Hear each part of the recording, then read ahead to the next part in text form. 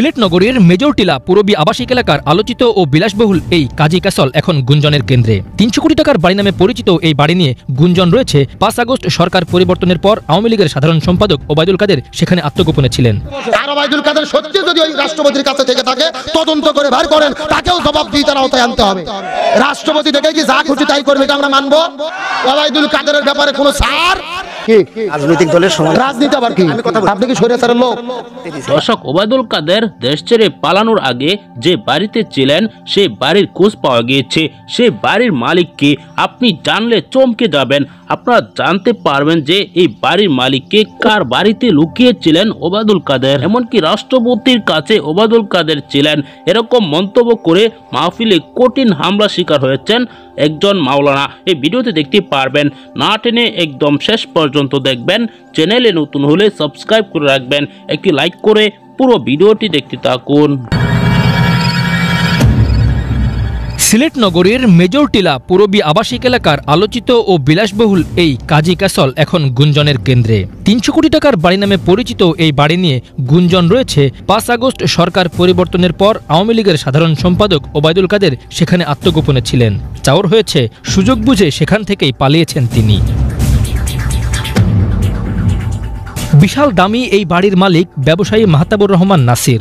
বাড়িটির বিলাসবহুল নকশা ও উচ্চমূল্য একে বরাবরই আলোচনার কেন্দ্রে রেখেছে। তবে সাম্প্রতিক ঘটনাগুলো এ বাড়িকে আরও বিতর্কিত করেছে। স্থানীয় বাসিন্দারাও শুনেছেন ওবায়দুল কাদের বিলাসবহুল এই বাড়িতে আত্মগোপনে ছিলেন এবং পরবর্তীতে সময় সুযোগ বুঝে ভারতে পালিয়ে যান। তবে বেশিরভাগ লোকজনই ক্যামেরায় কথা বলতে রাজি হননি। আওয়ামী লীগের সাধারণ সম্পাদক ওবায়দুল কাদের যে ৩০০ কোটি টাকার বাড়িতে ছিল আমরা শুনছি। ওই বাসায় তো ঢোকা যায় না, বরং আমরা দেখি না, মানুষের মুখে শুনেছি ওই জায়গায় উনি আসা যাওয়া করে বা ওই জায়গায় ইয়া থাকে। আমরা শুনছি ওবায়দুল কাদের ৩০০ কোটি টাকার মালিকের বাড়ি, আমরা এই মাত্র জানি না। আমরা তো বাদে উনলাম আনতে বলে দেখুন গিয়া তারা, এরপরে আমরা খবর পাইছি। এদিকে কাজী ক্যাসলের কর্মচারীরা ওবায়দুল কাদেরের আত্মগোপনে থাকার বিষয়টি অস্বীকার করেছেন। তাদের দাবি ৫ আগস্টের পর থেকে বাড়িটি খালি রয়েছে এবং কাউকে বাড়িতে প্রবেশ করতে দেওয়া হচ্ছে না। বাড়ি নিয়ে গুজব ছড়ানো হচ্ছে। এটা মিথ্যা, কারণ ৫ আগস্টে যে আমরা এখানে ডিউটি ছিলাম, আমাদের এখানে অনেকে মানুষ আছে হামলা করেছে। আমরা যে এখানে খুব আতঙ্কের মধ্যে, কারণ এখানে তো আসা কোনো প্রশ্নই ওঠে না। আমরা যে ডিউটি ছিলাম এই বাড়িতে কেউ থাকে না, তো আমরা যে বর্তমান আছে কাজের মানুষ, আমরা তো এখান থেকে আসি না। এটা গুজব ছড়ানো হয়েছে, কারণ এখানে কেউই থাকে না, এই বাসা পুরোটাই খালি। শুধু এখন আমরা কর্মীরা থাকি যারা কাজ করি এখানে। ৫ আগস্টের সময় যখন মনে করেন সন্ধ্যার কাছাকাছি, ওই সময় অনেকেই হেলমেট, তারপরে আপনার মুখে রুমাল বেঁধে হেলমেট পরে অনেকে এখানে আসছে, এখানে আক্রমণ করার জন্য, দেখার জন্য।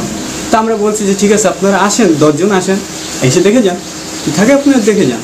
ওনারা বলছে ঠিক আছে আপনাদের কথা আমরা বিশ্বাস করছি, তো আমরা চলে আসছি। পরে চলে গেছে ওনারা, এমনি কোনো পুলিশের লোক বা কোনো সরকারি বা কোনো কর্মকর্তা এরকম আসে।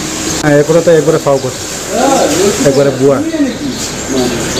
আমরা এখানে আমি আজকে 8, 9, 10 বছর ধরে কাজ করি এই বাসায়। তো আমি হাউস ড্রাইভার, তো আমি দেখি নাই, এরপরে ইয়ে করি নাই, শুধু আপনাদের মিডিয়াতে দেখলাম এরকম। তো এখানে বুঝলাম অতটুকু আপনারা গুজব ছড়ানো যায় মানুষের, এটা প্রথম দেখলাম। এটা ভাই একবারে ফাও গুজব করাইছে, গুজব ছড়াইছে, এটা একবারে ফাও,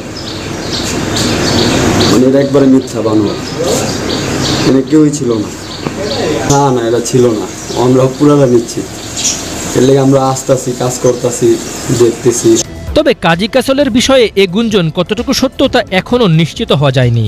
বিষয়টি তদন্তের দাবি রাখে বলে মনে করছেন সংশ্লিষ্টরা। কিন্তু সরকার পরিবর্তনের 3 মাস পর কিভাবে ওবায়দুল কাদের পালিয়েছে তা নিয়ে প্রশ্ন তুলেছেন স্বয়ং হাইকোর্টও। ওবায়দুল কাদের সত্যি যদি ওই রাষ্ট্রপতির কাছে থেকে থাকে তদন্ত করে বের করেন, তাকেও জবাবদিহিতার আওতায় আনতে হবে।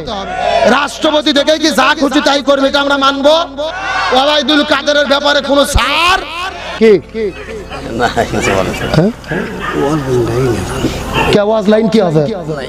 ঠিক লাইনে চলতেছে তো। রাজনৈতিক দলের সমান রাজনীতি আবার কি? আপনি কি স্বৈরাচারের লোক? না না, আপনি বোঝেননি তো। কোরআন হাদিস ছাড়া কিছু বলছি, আবার ওয়াজের লাইন চেঞ্জ করেন মানে কি? না, আপনি কোরআন হাদিস, আপনি কি কোরআন পড়তে পারেন? আপনি বুঝবেন না তো, আপনি কোরআন হাদিস যদি না পড়তে পারেন, ওয়াজ কোরআন হাদিস হচ্ছে কেন বুঝবেন কেন আপনি? না না, আপনি বক্তব্য দিবেন কেন? ও বক্তার মাইক না, আপনি বক্তব্য দিবেন কেন? সমস্যা নাই তো, ওই যা করে করুক, আমরা লাইন মতো ওয়াজ করতেছি। আপনি একটু দয়া করে চেয়ারে বসে মনোযোগ দিয়ে শোনেন। বাইরে ওয়াজ শুনে বলবেন না তো, ভেতরে ঢোকা লাগবে। যারা বাইরে ওয়াজ শুনে এরা হলো তেল তেলা গোয়েন্দার। এ কথা কন না কেন? আপনি ওয়াজ বুঝতে গেলে ভেতরে বসা লাগবে। বসেন, আপনি বসেন, ভুল বুঝেন না, আপনি বসেন, ওয়াজ শুনলে আপনি বুঝতে পারবেন। আরে 2 বছর আগে এখানে ওয়াজ করে গেছি, স্বৈরাচার হাসিনা থাকতে ওয়াজ করছি, তাই কেউ কথা বলার সাহস পায়নি। এরা কোথা থেকে এলো? এ কথা কন না কেন? স্বাধীন দেশে আর কারো কথা চলবে না, বাধা দিলে পিঠের চামড়া থাকবে না। কোরআনের আলোচনা চলছে চলছে।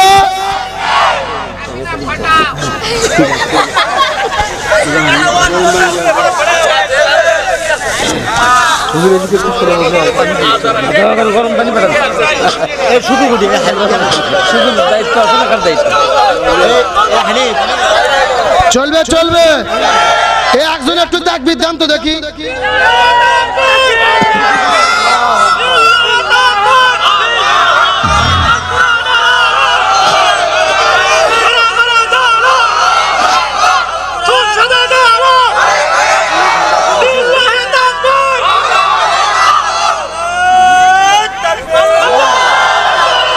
একটু সাউন্ড দেন, আর ভাই থেকে বুঝুক যে লোক কিছু আছে।